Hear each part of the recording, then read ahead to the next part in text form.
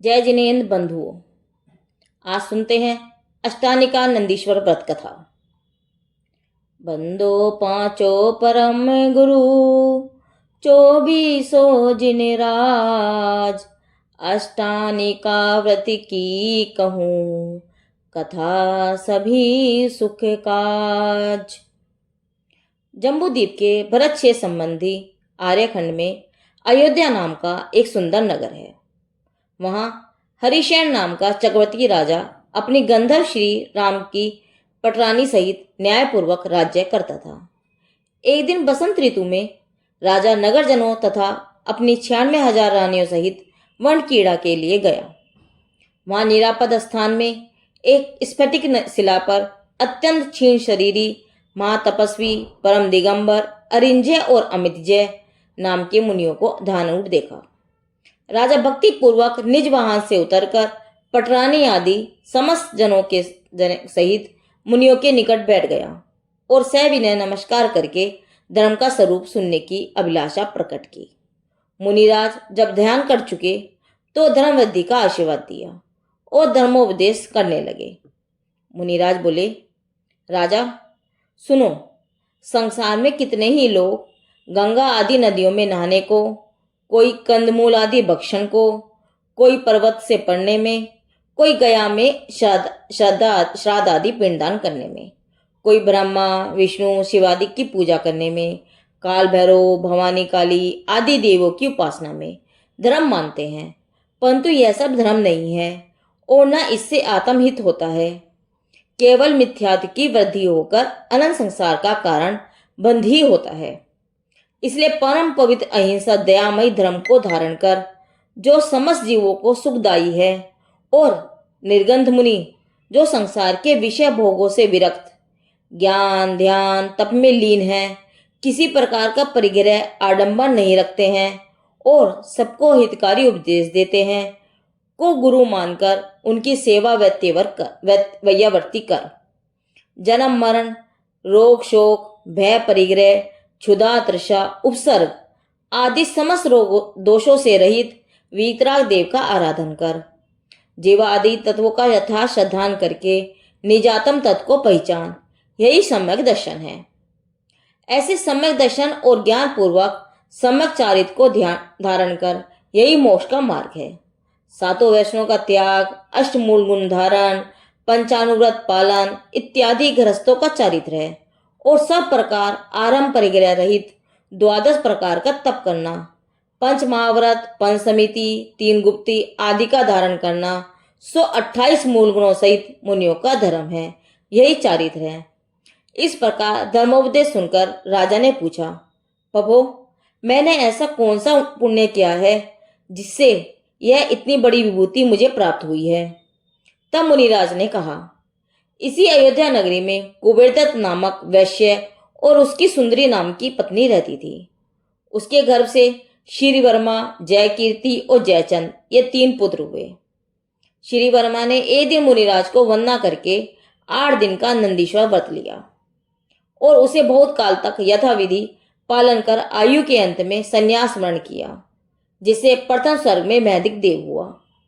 वहां असंख्यात वर्षों तक देवोचित सुख भोग कर आयु पूर्ण कर वहां से चयकर अयोध्या नगरी में न्यायी और सत्य प्रिय राजा चक्रबाहु की रानी विमला देवी के गर्भ से तू हरिशैन नाम का पुत्र हुआ है, और तेरे नंदीश्वर व्रत के प्रभाव से यह नवनिधि 14 रतन 96,000 रानी आदि चक्रवर्ती की विभूति और यह 6 खंड का राज्य प्राप्त हुआ है। और तेरे दोनों भाई जयकीर्ति और जयचंद भी इसी धर्मगुरु के पास से श्रावक के 12 वर्षों सहित उक्त नंदीश्वर व्रत पालकर आयु के अंत में समाधि मन करके स्वर्ग में महदाधिक देव हुए थे। वहां से चयकर हसनापुर में विमल नामा वैश्य की साध्वी सती लक्ष्मीमती के गर्भ से अरिंजय और अमितजय नाम के 2 पुत्र हुए। सो वे दोनों भाई हम ही हैं। हमको पिताजी ने जैन उपाध्याय के पास चारों अनुयोग आदि संपूर्ण शास्त्र पढ़ाए और अध्ययन कर चुकने के अनंतर कुमार काल बीतने पर हम लोगों के विवाह की तैयारी करने लगे, परंतु हम लोगों ने विवाह को बंधन समझकर स्वीकार नहीं किया और बाह्य अभियंता परिग्रह त्याग करके गुरु के निकट दीक्षा ग्रहण की और तप के प्रभाव से यह चारण रिद्धि प्राप्त हुई है। यह सुनकर राजा बोला, हे प्रभु, मुझे भी कोई व्रत का उपदेश करो। तब गुरु ने कहा कि तुम नंदीश्वर व्रत पालो और श्री चक्र की पूजा करो। इस व्रत की विधि इस प्रकार है, सो सुनो। इस जम्बूद्वीप के आसपास लवण समुद्रादि असंख्यात समुद्र और घात की खंड आदि असंख्यात द्वीप एक दूसरे को चूड़ी के आकार घेरे हुए दूने विस्तार को लिए हैं। उन सब द्वीपों में जम्बूद्वीप को आदि लेकर जो घाती खंड, पुष्कर, वाणीवर, क्षीरवर, घृतवर, ईश्वर द्वीप हैं, उसके बाद नंदीश्वर द्वीप में प्रत्येक दिशा में एक अंजनगिरी, 4 दधिमुख और 8 रतिकर, इस प्रकार 13 पर्वत हैं। चारों दिशाओं के मिलकर सब 52 पर्वत हुए। इन प्रत्येक पर्वत पर अनादि निधन अकृत्रिम जिन भवन है और प्रत्येक मंदिर में 108 जिन बिंब अतिशय युक्त विराजमान है। ये जिन बिंब 500 धनुष ऊंचे हैं। वहां इंद्रादि देव जाकर नित्य प्रति भक्ति पूर्वक पूजा करते हैं, परंतु वहां मनुष्य का गमन नहीं होता। इसलिए मनुष्य उन चैत्यालयों की भावना अपने अपने स्थानीय चैत्यालयों में ही भाते हैं। और नंदीश्वर द्वीप का मंडल मांडकर वर्ष में 3 बार कार्तिक, फागुन और आषाढ़ मास के शुक्ल पक्ष की अष्टमी से पूर्णिमा तक 8 दिन पूजन अभिषेक करते हैं और 8 दिन व्रत भी करते हैं। अर्थात सुदी 7वीं से धारणा करने के लिए नहाकर प्रथम जिनेन्द्र देव का अभिषेक पूजा करें। फिर गुरु के पास अथवा गुरु न मिले तो जिन बिंब के सम्मुख खड़े होकर व्रत का नियम करें। 7वीं से पूर्णिमा तक ब्रह्मचर्य रखें। 7वीं को एकासन करें, भूमि पर शयन करें, सचित पदार्थों का त्याग करें। 8वीं को उपवास करें, रात्रि जागरण करें, मंदिर में माला मांडकर अष्टद्रव्यों से पूजा और अभिषेक करें, पंचमेरु की स्थापना कर पूजा करें, 24 तीर्थंकरों की पूजा जयमाल पढ़ें, नंदीश्वर व्रत की कथा सुने और ओम नंदीश्वर संगाय नमः इस मंत्र की 108 बार जाप करें। 8वीं के उपवास से 10 लाख उपवासों का फल मिलता है। 9वीं को भी सब क्रिया 8वीं के समान ही करना। केवल ओम ग्रीम अष्ट महाविभूति संगाय नमः इस मंत्र की 108 बार जाप करें और दोपहर पश्चात पाठ न करें। इस दिन 10,000 उपवासों का फल मिलता है। 10वीं के दिन भी सब क्रिया 8वीं के समान ही करें। ओम ग्रीम श्री त्रिलोक सार संगाय नमः इस मंत्र की 108 बार जाप करें और केवल पानी और भात खाएं। इस दिन के व्रत का फल 60 लाख उपवास के समान होता है। 11 के दिन भी सब क्रिया 8वीं के समान ही करें। श्री चक्र के त्रिकाल पूजा करें और ओम ग्रीम चतुर्मुख संगाय नमः इस मंत्र की 108 बार जाप करें और उनोदर करें। इस दिन के व्रत से 50 लाख उपवास का फल होता है। द्वादशी को भी सब क्रिया 81 के समान ही करें और ओम ग्रीम पंच महालक्षण संगाय नमः इस मंत्र की 108 बार जाप करें और एकासन करें। इस दिन के व्रत से 84 लाख उपवासों का फल होता है।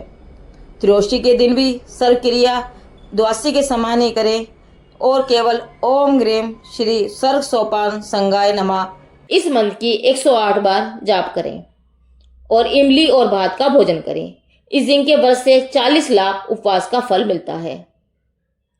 14 के दिन सब क्रिया ऊपर के समान ही करें और ओम ग्रीम श्री चक्राय नमः इस मंत्र की 108 बार जाप करें तथा सूखा साग आदि शुद्ध हो तो उसके साथ अथवा पानी के साथ भात खावें। इस दिन के व्रत का 1 करोड़ उपवास का फल होता है। पूर्णिमा के दिन सब क्रिया ऊपर के समान ही करें, केवल ओम ग्रीम इंद्रध्वज संगाय नमः इस मंत्र की 108 बार जाप करें तथा 4 प्रकार के आहार का त्याग करें। इस दिन के व्रत का फल 3 करोड़ 5 लाख उपवास का होता है। इसके पश्चात पूर्णिमा के दिन पूजन आदि क्रिया से अनंतर घर आकर 4 प्रकार के संगों को 4 प्रकार का ध्यान करके आप पारणा करें। जो कोई इस व्रत को 3 वर्ष तक करता है उसे स्वर्ग सुख मिलता है।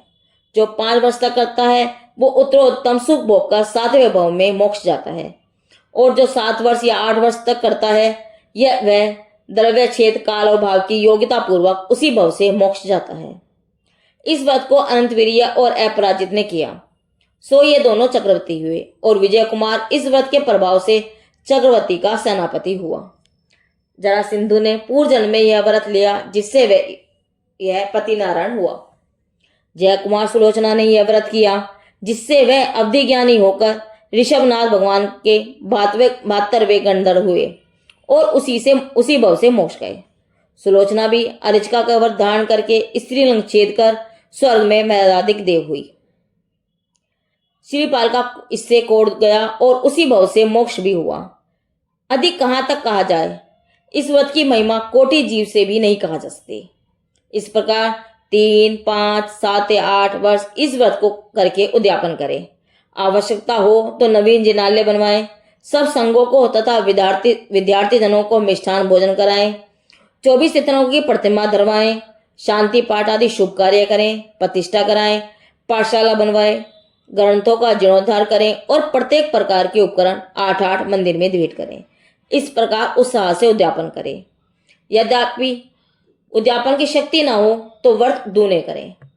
इस प्रकार राजा हरिशयन ने व्रत की विधि और फल सुनकर मुनिराज को नमस्कार किया और घर जाकर कितने ही वर्ष तक यथाविधि यह व्रत पालन करके संसार भोगों से विरक्त होकर जिन दीक्षा ले ली और तप के प्रभाव से वह शुक्ल ध्यान के बल से 4 गात्या कर्मों का नाश करके केवल ज्ञान प्राप्त किया और अनेक देशों में विहार करके भव्य जीवों को संसार में पार होने वाले जिन मार्ग में लगाया और आयु के अंत में शेष कर्मों को नाश कर सिद्ध पद पाया।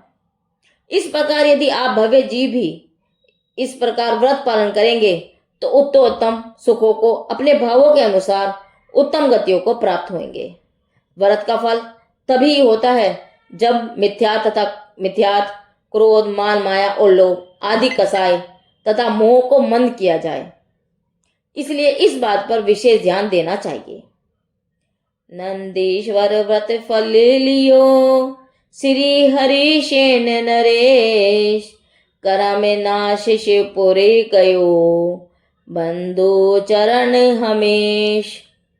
जैन व्रत कथा संग्रहकर्ता और लेखक पंडित दीपचंद वर्णी जी से अष्टानिका नंदीश्वर व्रत कथा पूरी हुई।